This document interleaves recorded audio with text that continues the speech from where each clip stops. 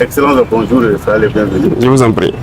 Justement, par rapport à l'incident qui s'est déroulé mercredi dernier, donc il n'en fallait pas plus pour alimenter les réseaux sociaux et même certains médias qui parlent de mutinerie des hommes et de votre probable fuite vers une destination inconnue. Que s'est passé exactement? Peut-être qu'ils allaient dire même que le directeur de la télé a été enlevé aussi. Bon, il n'en est rien. Hein. Voilà. Et souvent, on a l'habitude de dire un certain nombre de termes, les gens disent de ne pas le dire. Mais la réalité est là, en fait. Voilà, il y a des apatrides, il y a des ennemis de la nation. Et il y a un discours de Sankara que je vois que vous avez fait passer la dernière fois que je suivais. C'est d'actualité, c'est comme si nous sommes aujourd'hui et qu'il est en train de parler, en fait. Voilà, c'est ça la réalité. Il n'en est absolument rien. Nous sommes là et chacun devrait faire attention ce jour-là. L'incident s'est passé pendant qu'on était en conseil. Et si les gens avaient fui, est-ce qu'après le conseil, il y aurait eu un point de presse? Il y a eu point de presse, non? Mais comme ils ont l'habitude de mentir, comme ils respirent, ils essaient d'embobiner les gens. Ces individus-là, il ne faut pas les écouter. Hein. Ils veulent distraire les gens. C'est rien d'important. Nous, on ne fuit pas. Jamais. Nous sommes soldats et ça, c'est la dernière des choses qui vient en tête. On ne recule pas, on n'abandonne pas. Et on ne s'agenouille devant personne, à part nos parents et Dieu. Donc ça, c'est notre mentalité comme ça. Ils ont raconté tout ce qu'ils veulent et on les regardait. Justement à cause de ça qu'on n'est pas venu très tôt. Il fallait les laisser alimenter leurs mensonges. Et c'est ce que je disais. Peut-être qu'ils allaient venir dire que le directeur a été kidnappé. Et sa femme même qui croyait peut-être à leur ineptie, allait regarder que mais là je vois maintenant qu'ils mentent. Ils ont la haine en eux. Ils sont constipés intellectuellement. Et c'est ça qui fait qu'ils sont obligés de mentir. Parce que sûrement qu'ils ont pris, ils ont un pacte avec les impérialistes. Et ils sont obligés de travailler pour les faire croire. C'est des escrocs en fait. Sinon nous on est là, on continue de travailler, on est avec vous chaque matin, on passe. Voilà. Mais on ne voulait pas venir pour les laisser continuer jusqu'à aller se noyer eux-mêmes. Et je pense qu'ils se sont bien noyés maintenant. Toute l'Afrique a compris que ce sont des apatrides, ce sont des ennemis de la nation. Voilà, sinon il n'en est absolument rien. Nous sommes là, on travaille.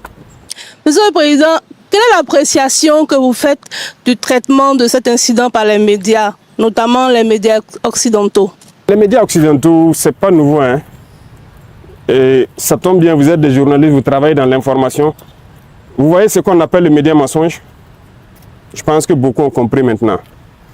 La plupart sont des médias menteurs. Ils ont passé le temps à mentir, à manipuler. Et aujourd'hui, quand je les regarde dans leurs reportages et tout ce qu'ils racontent, c'est honteux. Et c'est très bien. Ils sont arrivés même à prouver à toute l'Afrique, à tout le monde entier, qu'ils sont des menteurs. Et c'est bien. Je pense que la jeunesse africaine doit avoir compris, la jeunesse burkinabé doit avoir compris. C'est désabonner de ces gens-là, ne plus les écouter, parce qu'ils nous ont tous manipulés pendant longtemps. Voilà, vous avez plusieurs exemples chez vous. Hein. On prend la Côte d'Ivoire, qui n'a pas détesté Gbagbo? En tout cas, nous, notre génération, tellement ils ont menti sur lui, ils ont raconté du n'importe quoi, ils mettent la pression par l'information, vous finissez par détester la personne. Ils font un modèle de la personne pour vous imposer ça dans l'esprit. Vous finissez par détester la personne, on l'amène à la CPI, après on lui dit qu'il n'y a rien, il est coupable de rien. C'est sérieux ça? Kadhafi, on a laissé Kadhafi mourir. Voici les conséquences ici. Dictateur, il a fait ci, il a fait ça par leurs organismes. Ils mentent. RFI, quoi, je ne sais quoi, France 24, Le Monde, Jeune Afrique. Ils sont obligés de faire le travail qu'on les demande. Voilà, ils ne sont pas libres en fait. Il y a beaucoup de médias là, ils ne vivent pas de la publicité ou je ne sais quoi. Hein. C'est faux, c'est des gens qui payent. Et vous donnez l'information comme ils veulent. Voilà, même malheureusement ici, il y en a, hein, au Burkina, il y en a plein. Voilà, quand on le dit souvent, les gens disent qu'on attaque les journalistes, mais il y en a. Je pense qu'il faut faire le choix entre gagner son pain, mais aussi aimer sa patrie en fait. C'est vrai, eux, ils se battent pour leur patrie. Hein. Tout ce qu'ils font, c'est à l'avantage de leur patrie, mais il faut se départir de ça. Et on voit des médias nationaux qui prennent pour référence ces médias-là. Souvent, on regarde certains journaux, ils citent, selon tel journal, c'est des menteurs. Ils n'ont aucune information, ils n'ont rien. Leurs reporters, c'est des menteurs. Parce que lorsqu'ils veulent s'attaquer à un pays, ils peignent le pays comme ils veulent ils disent ce qu'ils veulent du pays pour amener tout le monde à détester et pouvoir faire passer ce qu'ils veulent. Mais je pense que cette fois-ci, on a compris, nous sommes en 2024, et bien c'est un jeu d'échecs. Allons-y, on verra bien ce que ça va donner. Donc il faut vous départir de ces médias-là. Bonjour Excellence. En lien toujours avec l'incident de tir, certaines sources auraient indiqué qu'il y ait eu des mouvements d'avions, d'hélicoptères à Ouagadougou et à Dori. Qu'est-ce qui a expliqué ces mouvements d'hélicoptères, d'avions observés? On a dit que nous a fui en hélicoptère pour aller à Dori. Et quand vous voyez des grandes personnes mentir, ça fait pitié. En réalité, c'était le mercredi, c'était le lendemain de l'attaque de Mansilla. On a lancé une opération à Mansilla. Et donc les hélicoptères envoyaient des troupes en renfort encore. C'est juste ça. Donc ils ont décollé ici, aller à Dori, aller prendre donc, des éléments donc, du 9e BIR. Il y avait des éléments de l'hygiène qu'ils ont pris ici à Ouagadougou, aller pour l'opération au niveau de Mansilla. Donc on a aussi appris ça comme ça. C'est vrai. Vous voyez, ils ont une tactique. Comme je dis, le peu de neurones qui les restent là, ils exploitent ça pour faire quelque chose de vraisemblable. Ils prennent toujours une information vraie. Et autour, maintenant, ils construisent leurs gros mensonges. Si vous n'êtes pas vigilant, vous allez croire que c'est vrai. Les hélicoptères ont réellement survolé. C'est vrai. Ça, c'est un fait. Tout le monde a observé. Alors, mais ils ont survolé pourquoi? C'est là la question. Donc, ils construisent le gros mensonge autour de ça. Tout le monde a vu les hélicoptères survoler, mais ils utilisent ça pour dire que, voilà, on a fui. Non, c'est faux. C'est la même tactique qu'ils ont employée quand les hélicoptères, les Ilyushin ont atterri à Ouagadougou. Il y a eu 6 vols d'Ilyushin à Ouagadougou. C'est vrai, les Ilyushin ont atterri. Mais ils prennent ça, et quand je les regarde, ils mentent tellement comme ils respirent. Ils construisent quelque chose de gros autour, que c'est des Wagner et des militaires maliens qui sont venus. Bon, moi, je ne dirais pas militaires maliens, c'est des militaires de l'AES. Donc, ils sont militaires maliens, nigériens sont libres de venir au Burkina quand ils veulent, comme ils veulent. Mais c'est faux. C'est archi faux. Les Russes sont déjà ici. Ils travaillent ensemble, ils sont là. Pourquoi encore on va faire venir? Oh, ben c'est là, ils n'ont pas pu nous aider à faire ce qu'on veut. Ça ne veut rien dire. Secondo, je peux vous rassurer, ces avions, par exemple, qui ont atterri, les hélicos, je vous ai expliqué, les avions, c'est du matériel des Nations Unies. Après la fin de la mission, les munitions sont restées à Gao, à Bamako, un peu partout. C'est le bateau Tombouctou qui avait commencé à prendre nos munitions d'ailleurs pour évacuer vers Bamako. Ils ont détruit ce bateau-là. Donc on a trouvé d'autres moyens d'envoyer ça là-bas. Et là, c'est des munitions qu'on a ramassées venir. Et il y a des munitions même d'autres pays qu'on va détruire ici. Donc il y a une structure des Nations Unies qui est la UNMAS, qui est au courant de l'opération, qui doit même superviser cette opération ces 2 jours-là. C'est des munitions donc, de la mission qu'on a ramassées. À Gao, on avait une FPU et à Tombouctou, on avait nos hommes. Les munitions étaient à Bamako. C'est tout. Mais l'acharnement là doit vous permettre de comprendre qu'il y a quelque chose de bizarre quand même. Donc c'est faux. Les mouvements d'humeur, c'est faux. Il n'y a rien eu. Et ça fait que hier ou c'est avant-hier là, l'état-major était obligé de communiquer. Mais nous ne voulions même pas qu'il communique. Mais c'est parce que les parents des soldats à Dori ont commencé à les appeler. On a appris que c'est vous qui voulez vous mutiner ou quoi. Les enfants disent, ils sont en opération même. D'autres sont vers Manzila, d'autres sont vers Bani en opération.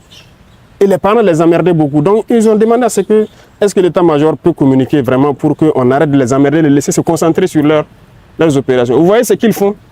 C'est pas bien. Sinon, il n'y a rien, absolument rien. C'est leur souhait peut-être.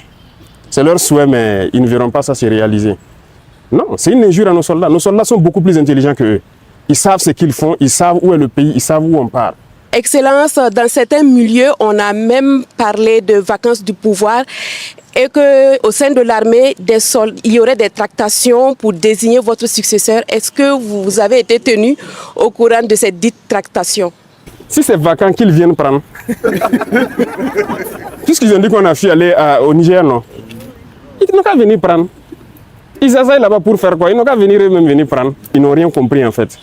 Mais comprenez-les. S'ils ont été payés et qu'ils n'ont pas atteint leur objectif, ils sont obligés de mentir pour justifier ce qu'ils font. Et ce n'est pas eux seuls. Vous voyez les Djibril Bassolé et autres, là, ils se baladent à travers le monde, ils mentent, ils composent avec les terroristes pour tuer des Burkinabés, croyant qu'ils peuvent faire changer des choses. C'est révolu ça. Les gens ont compris. Donc il faut leur dire peut-être si c'est vacant, ils n'ont qu'à venir. Ils viennent prendre. Ces gens n'ont rien, ils n'ont pas d'enfants, ils n'ont rien dans l'armée. Et c'est vous qui vous asseyez là-bas pour essayer de manipuler les enfants d'autrui, espérant faire ce que vous voulez. Est-ce qu'ils sont intelligents? Ça, il dit c'est une insulte. C'est une insulte même au peuple burkinabé de prendre les gens pour des enfants, raconter des balivernes et croire que les gens vont avaler ça. Non, les gens sont intelligents. Nous sommes en 2024. Voilà, c'est plus les années où les gens peuvent voir des informations comme ça et puis bondir dessus et tout. Mais retenez qu'ils ont plusieurs objectifs. C'est le chaos, c'est voilà, déstabiliser le Burkina parce que notre ligne de conduite ne les plaît pas. Et ça nous réconforte. Ça nous réconforte, ça fait que nous, on veut aller vers notre objectif qu'on s'est assigné. Donc n'ayez pas de crainte à cela en fait. Beaucoup d'informations sont sorties, comme vous l'avez dit. Quel est votre message à l'endroit des Burkinabés de l'intérieur et surtout de la diaspora qui se pose beaucoup de questions sur la marche de la transition? Les gens vont comprendre. Nous voilà ici. Peut-être qu'ils vont dire que c'est du fake aussi. Venez me serrer la main, peut-être qu'ils vont croire que... Voilà, ça au moins c'est pas du fake. Voilà.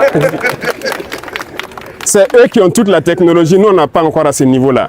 Voilà, donc nous, on est libre dans notre pays et il ne faut pas que les gens vont s'inquiéter. Je disais qu'ils ont beaucoup d'objectifs. L'un des objectifs, c'est de faire peur aux investisseurs pour dire que le Burkina est instable, le Burkina ne peut pas. Vous savez que le Burkina fait partie, depuis 2023, là, des 10 pays les plus attractifs en Afrique. Les investisseurs veulent venir au Burkina parce qu'ils voient de la vision. Ils voient que ce pays peut se développer avec ce que nous sommes en train d'entreprendre. Donc il y a beaucoup de gens qui nous visitent, qui viennent pour investir au Burkina. Et quand ils font ça, ça fait peur aux investisseurs. C'est leur objectif, donc c'est dire à ceux de Burkinabé de l'extérieur et d'autres investisseurs qui veulent venir au Burkina, c'est archi faux ce qu'ils racontent. Le Burkina est bien stable, ils peuvent venir, ils peuvent croire au Burkina. Et tous ceux qui sont à l'extérieur, tous ces médias mensonges-là, c'est du fake qu'ils racontent. Voilà, c'est l'un de leurs objectifs. Ils ont un plan en tête, c'est sûr.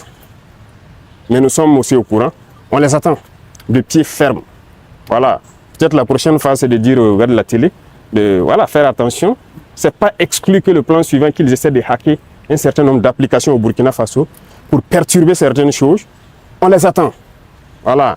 Ils ne font rien pour rien. Quand ils commencent leurs mensonges, la désinformation, c'est en vue de quelque chose. Mais on les suit et on les attend de pied ferme. Et nous allons les apporter la réponse qu'il faut. Et ceux aussi qui sont à l'intérieur, qui continuent de manipuler avec eux, ils vont nous comprendre. Maintenant, c'est fini. Nous avons laissé le temps écouler pour qu'ils déversent tous leurs mensonges. On va agir de façon très ferme. Donc, il ne faut pas que les gens à l'extérieur vont se fier à je dirais des conneries comme ça. Voilà, ça ne veut rien dire. Et c'est malheureux que ce soit des Burkinabés qui se retrouvent à l'extérieur, qui participent à ça. Voilà, ils sont nombreux en Côte d'Ivoire, qui continuent dans ça. On ne sait pas ce qu'on a fait à ces gens-là. Mais ils n'ont qu'à continuer leur sale besoin. Personne ne va les écouter encore. Voilà, donc c'est rassurer tout le monde. Le Burkinabé de l'intérieur de rester serein et imperturbable, il n'y a rien. Nous sommes là et nous continuons de travailler pour le bonheur de Burkinabé. Avec tout ce qui se passe, est-ce qu'il vous arrive d'avoir peur pour votre vie? Comment vous gérez émotionnellement tout ce qui se passe? La raison est Hélène, l'émotion est nègre. Vous voyez, ils jouent aussi sur l'émotion. Voilà, quand ils ont fini par faire comprendre à tout le monde qu'ils sont à l'origine des attaques. Et ils essaient de prendre ça pour créer l'émotion. Parce que dans leur tête, les nègres n'est qu'émotion. On se base sur l'émotion pour agir et tout. Parce qu'ils ont fait une analyse que c'est quoi? C'est une attaque qui a fait partir Rock, c'est Gaskindé qui a fait partir Damiba. C'est comme ça dans leur tête. Hein. Vous ne pouvez pas changer ça.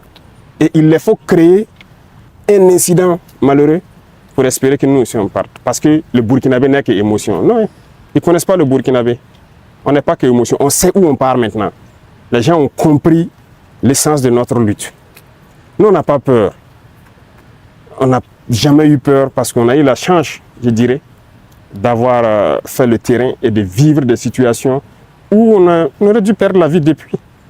Je vous dis qu'il y a des situations où on est sorti dedans, on ne sait pas. C'est Dieu lui seul qui sait comment on est sorti dedans. Sinon, on ne serait pas là arrêté ici. Souvent, je m'assois, c'est vrai, je pense à certaines choses sur le terrain, je me dis, mais comment Dieu sait ce qu'il fait. Voilà, donc si c'est la peur, on ne connaît pas la peur. Ça, jamais. Et on prie Dieu ne jamais connaître la peur.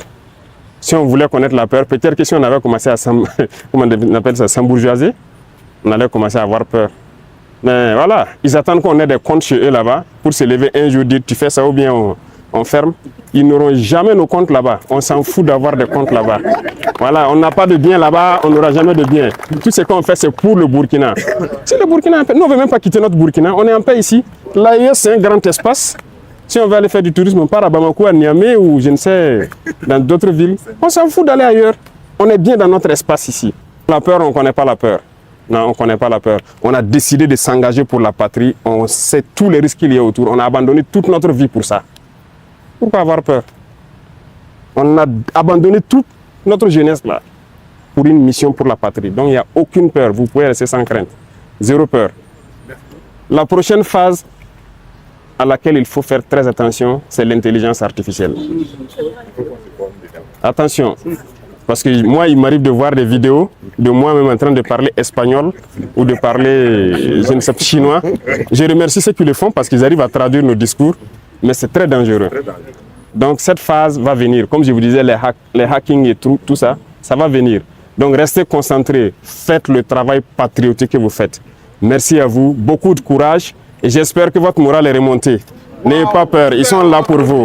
Voilà.